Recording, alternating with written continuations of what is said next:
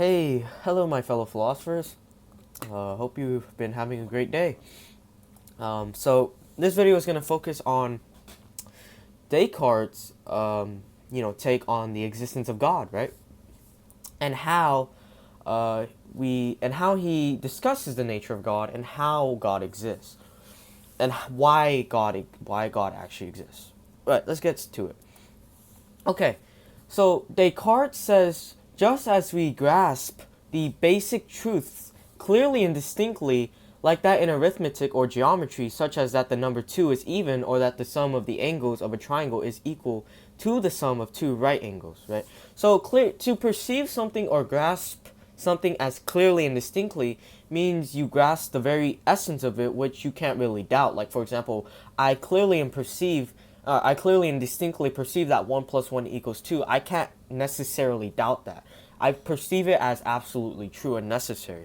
So Descartes' principle is that whatever I clearly and distinctly perceive is true, right? And whatever is clearly and distinctly perceived in a thing can truly be affirmed of that thing. And we're going to see this, right? Because we clearly and distinctly perceive existence in the idea of God, which can be really affirmed in the idea of God, right? So we can likewise attain knowledge of God existing just by the apprehension of his necessary existence, right? Descartes is saying that when we look at the idea of God, right, just as a triangle's essence is its three sides, so does God's essence necessarily include existence. That's the argument, right?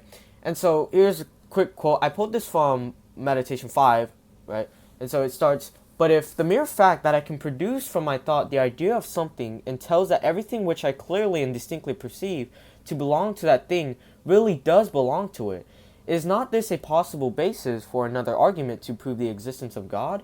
Certainly. The idea of God, or a supremely perfect being, is one that I find within me just as surely as the idea of any shape or number. And my understanding that it belongs to his nature, that he always exists, is no less clear and distinct than is the case when I prove of any shape or number that some property belongs to its nature. This is in Meditation 5. Remember, this is Descartes' epistemic criteria. Whatever I clearly and distinctly perceive to be contained in the idea of something is true of that thing. So if I clearly and distinctly perceive that necessary existence is included in the idea of a supremely perfect being, then such a being does truly exist. Or that the idea of God has existence. So Descartes, I forgot to say that, I forgot to add the say, but Descartes says that we can know God exists through intuition, and his argument is known as the infamous or famous ontological argument.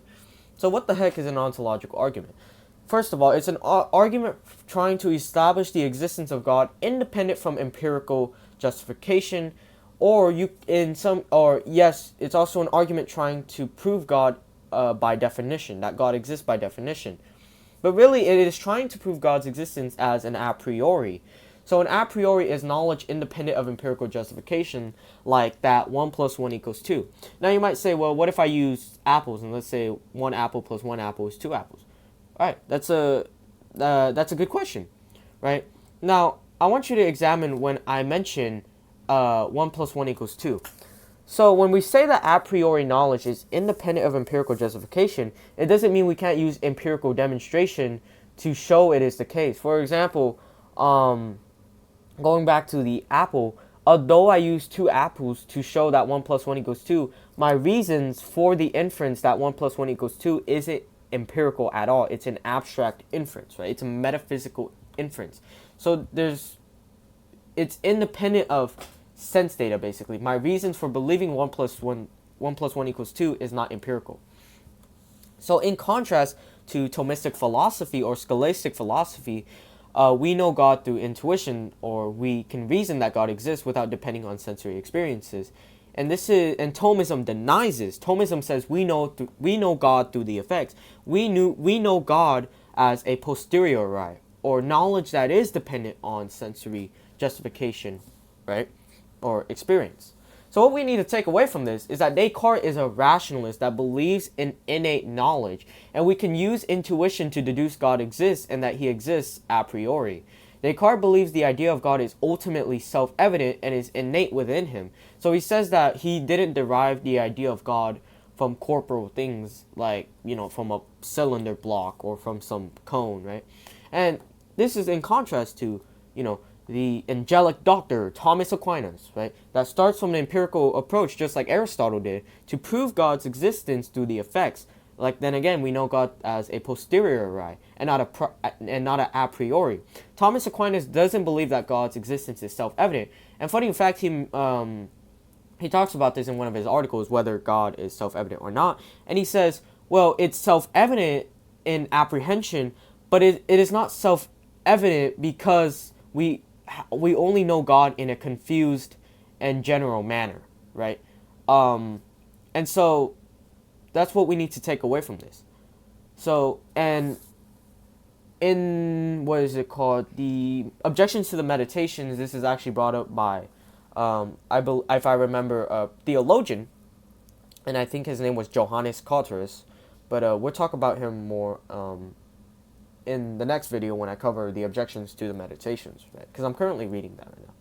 But what you need to take away is that these two philosophers are both foundationalists, right? And so foundationalism believes in a structural building that structures knowledge. For example, our beliefs like, our beliefs that govern science, like, for example, that water boils at 100 degrees Celsius, is all really just built upon these strong foundations of knowledge, which we would call self-evident indubitable points.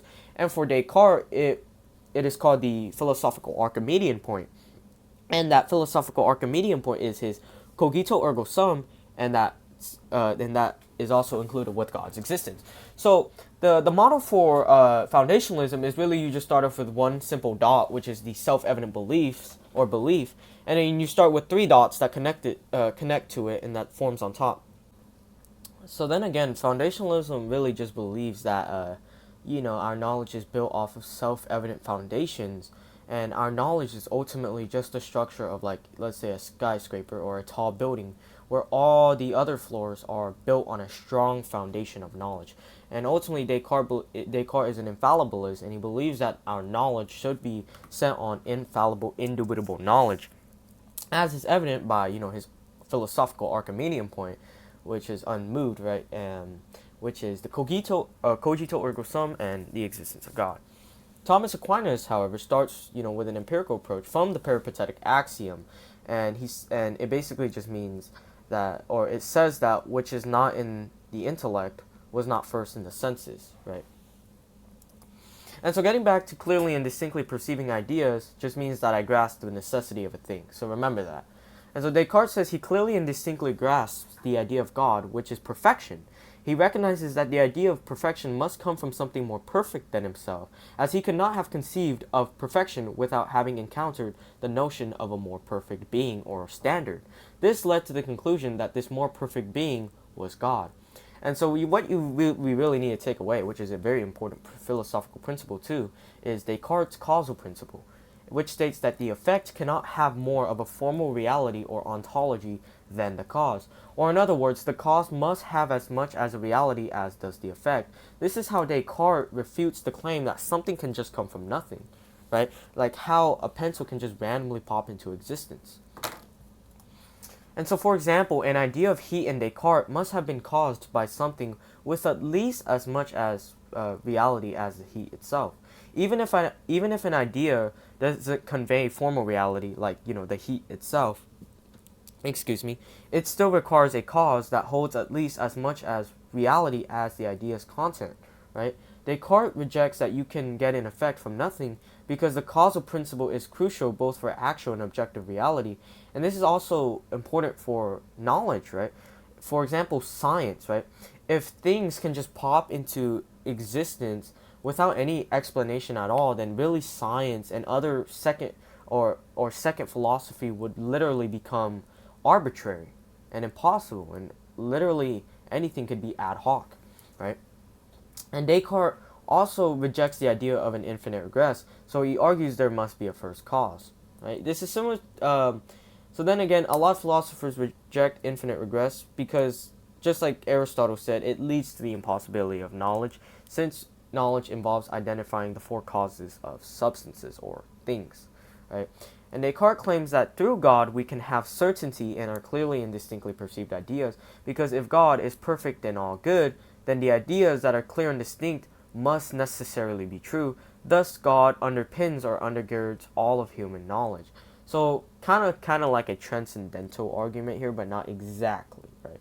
But he does kind of lay a transcendental argument, in my opinion, at least. Thus, without further ado, this is the argument for God in the discourse on method, or also known as the trademark argument. So, premise one is, I have the idea of a perfect being, namely God. 2. Every idea must have a cause that is at least as real or perfect as the idea itself. This is the causal principle. 3. I am an imperfect being and thus cannot be the cause of the idea of a perfect being. 4. The only possible cause of my idea of a perfect being is a being that actually possesses perfection. 5. Therefore, a perfect being, which is God and only God, must exist as the cause of my idea of perfection. And so Descartes says he has this idea of God, in which this idea of God is perfect, and therefore he cannot have just caused this idea within himself. So God has to only be the cause of this idea. That is the basic summary of the argument. Now, this is the argument from the Meditations. I got this from Stanford Encyclopedia of Philosophy because they just lay out the argument very beautifully. So version 1 is that whatever I clearly and distinctly perceive to be contained in the idea of something is true of that thing. 2. I clearly and distinctly perceive that necessary existence is contained in the idea of God. 3. Therefore God exists. Version 2, I have an idea of a supremely perfect being, which is a being having all perfections. 2. Necessary existence is a perfection. 3. Therefore a supremely perfect being exists. Now there are some objections you can make. For example, obviously in version 2, we would deny, if you were Kant, you would deny premise 2, saying that existence is not a predicate, nor is it a property, because it doesn't add something to a thing, right? A property adds a definition to a thing. Alright, and obviously I will be covering the objections in another video, because right now I am currently reading, obviously, the objections to the Meditations.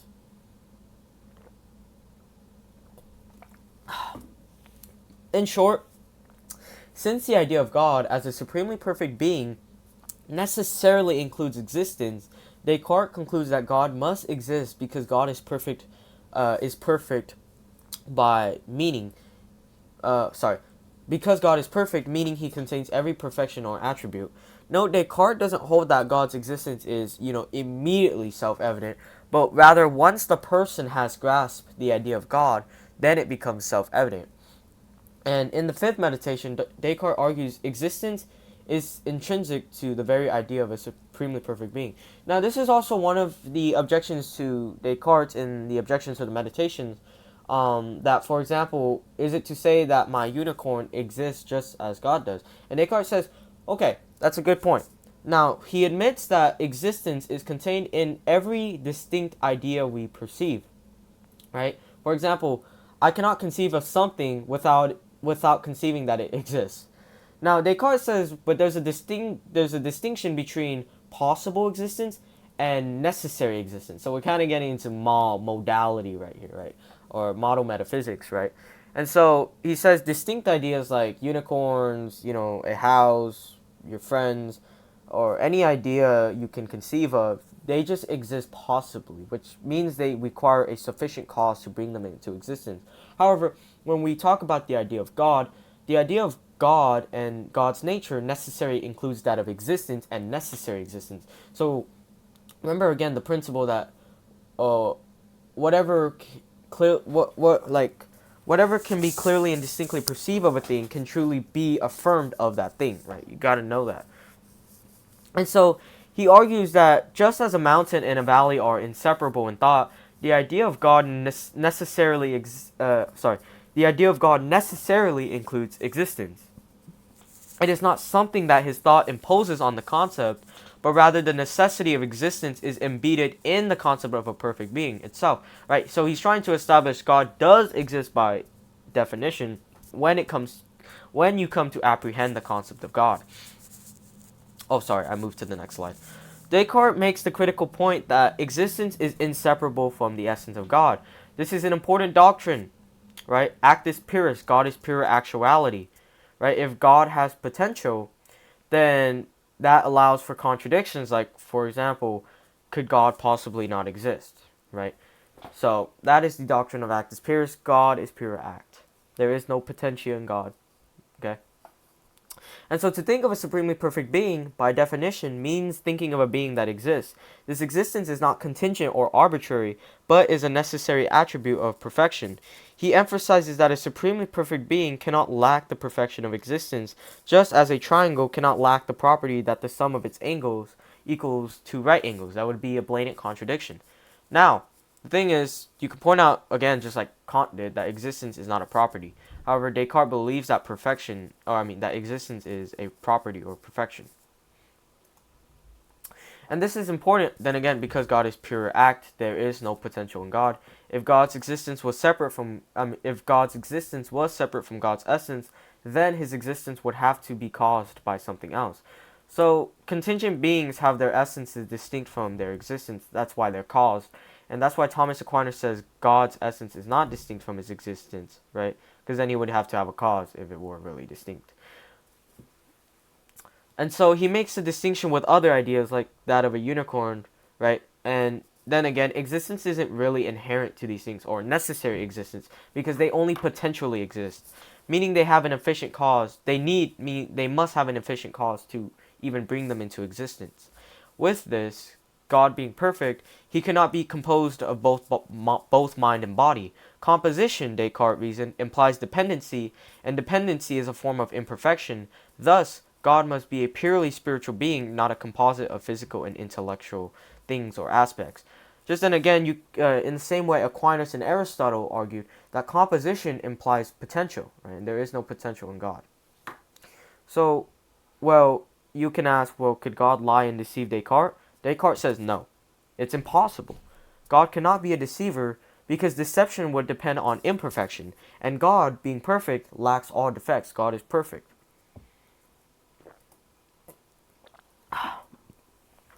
And so Descartes talks about why God would create humans to have the capacity for error. And Descartes then concludes that error does not come from God, but actually from finite beings. This is how he explains it. So for Descartes, he says when we look at God's work or design, one should not focus on isolated creatures, but consider the universe as a whole. A single creature might appear imperfect when considered alone, but it could be perfect in the context of the broader universe. So you should take a holistic approach, right? For example, a house isn't just, a pile of bricks and wood. A house is different. Why? Because it has transcendentals, which is unity and structure, right? The whole is greater than its parts, right? That's what Aristotle and Aquinas believed, and also Scotus, John Duns Scotus, right? So a house has structure and unity, while wood and bricks don't, in that sense, okay? And so then again, Descartes says, well, although one thing might appear imperfect to you, as a whole, it might just be really perfect, right?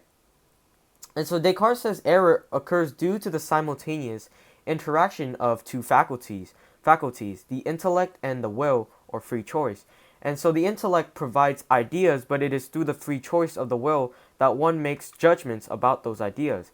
And errors only arise when these faculties are not in perfect alignment or are improperly exercised. Descartes argues that the intellect does not produce error when it is properly working. And he explains that error does not exist in the faculties themselves, which were given to him by God, but in the misuse of the will. And so the essence of error is the privation or lack of clarity in the judgment. The privation exists in the act of judgment itself when it is made without a clear and distinct understanding from the intellect. This privation is the source of all error and sin, as the error is a defect in the judgment process, not in the faculties given to him by God. And so Descartes distinguishes three types of ideas. Innate ideas, ideas that arise from his own nature, like concepts of truth, thought, cogito ergo sum, God, right? Adventitious ideas, these are ideas that come from external sources or sensory data, hearing a noise or seeing a sun, right? Or tasting a pie. and fabricated ideas, also known as fictitious ideas. These are ideas he creates through his own imagination, like unicorns. What else we can imagine? A girlfriend? No, I'm playing. That's a joke. That's a joke, right? And so Descartes maintains that the idea of God must be innate in him because he couldn't just, get it from corporeal things. He can't get it through the senses, nor could he invent it, right? Because he's a finite being. He sees it as being similar to the idea of himself, which is also innate. This idea of God is something he believes God instilled in him at the moment of creation, like a craftsman's work on like a craftsman's mark on a work. And so for Descartes, innate ideas are self-evident, clearly and distinctly perceived, and are immutable. And going back to a craftsman's mark on a work, this goes back to his trademark argument, by the way, which involves the causal principle. And so when Descartes explores the idea of God, he finds that he cannot think of anything other than God whose essence includes existence. He cannot conceive of more than one God, as the nature of God is unique and singular. Once he accepts the existence of God, it then logically follows that God must have existed eternally and will continue to exist forever. These essential properties of God are inseparable from the concept of God itself, for instance, like goodness, omnipotence, and ultimately, then again, existence, indicating that the idea of God points to a real, necessary, ontological existence rather than just a conceptual, imaginary, or contingent one, right? And Descartes also notes that some truths do become self-evident once they are demonstrated, like, for example, the Pythagorean theorem, right? A squared plus b squared equals c squared. Then they are no less certain than apparent truths. They become self-evident once they have been demonstrated. Descartes also explores some possible objections and answers them. So one potential objection is that he has been made... Oh, actually, I gotta check really quickly if I skipped a slide. No, I didn't. Sorry. Yeah. Okay, so one potential objection is that he has been made in such a way that he is prone to error. And this is Descartes' response. Such errors only occur in situations where his perceptions are not clear and distinct. In matters of clear and distinct understanding, he can't actually be mistaken. And another objection is that he may have been wrong in the past, taking many things to be true and certain that he later discovered to be false. And Descartes says, these errors were not due to his clear and distinct perceptions, but rather came from his ignorance of the rule for determining truth. He had believed certain things to be true for reasons that, upon further investigation, did turn out to be unreliable. And another possible objection is that he could be dreaming, and that everything he is now perceiving may not be true. And then again, we'll cover more objections later in my later video, right? And so Descartes responds to this one, and he says that even if he was dreaming, any evident truth like 1 plus 1 is still going to be true, right? Because his intellect can still grasp certain truths, like innate ideas, even if it's in a dream. And so Descartes finally concludes that due to the existence of the true God, all science and knowledge can now be grounded in certainty. Without this knowledge of God, he would have been incapable of achieving perfect knowledge about anything, right? Because he's an infallibilist, right? And in the sixth meditation, Descartes begins by examining whether material things exist or external objects. He acknowledges that he knows material things can exist, at least insofar as they are the objects of pure mathematics, right? And he says because he clearly and distinctly perceives them, since God, a being who is capable of everything, could bring about anything that Descartes perceives clearly and distinctly, so thus the existence of material things follows logically. And Descartes argues that these sensory ideas, which do not depend on his will and are sometimes even contrary to his desires, must come from an external source, right? The only possibilities are that these ideas are produced either by a real corporeal substance, which is a body, or by God, or some other higher creature that contains the objective reality of these ideas. Therefore, Descartes concludes that these ideas must be coming from corporeal things. He asserts that while he may not grasp these things exactly as they are, or things in themselves, he can be certain that they exist because they are the cause of the sensory ideas he experiences. Right? Remember going back to the causal principle, right? You can't just get something from nothing. So they have to be caused by something else. Something external, at least. And then Descartes' like, yeah, although I may never know the true essence of it, I still know that my perceptions are going to be caused by, external objects. And so, however, Descartes avoids this through his epistemic principle of clearly and distinctly perceiving, as whatever he clearly and distinctly perceives isn't just true of that of the idea, but also in the real world, right? And Descartes further goes on and explores the idea that he may have always existed as he does now. And however, he says no, right? He couldn't have always just existed, right? Because he says existence in time, anything that exists in time is dependent on a cause at each moment or contingent. For example, take a lit candle. The flame of the candle does not exist independently at any given moment. If the supply of wax is cut off, the flame ceases to exist immediately. It requires an ongoing cause, which is the burning wax, which provides fuel. For example, take you. You need food every day, right? You need that energy for you to even get going, right? So you don't die. And so the cause that sustains him at each moment is like the cause that creates him anew each moment, which implies that preservation of existence is not the same as creation, but a process equally requiring a sustaining cause. This allows Descartes to argue that he did not cause his own existence. Sorry, I don't know why I put is in front of the he, but then again, his existence must be continuously preserved by God, the only being with the power to do so. God is the unpreserved preserver. Descartes argues that if he were the source of his own existence, then he would not have imperfections like doubt or desire.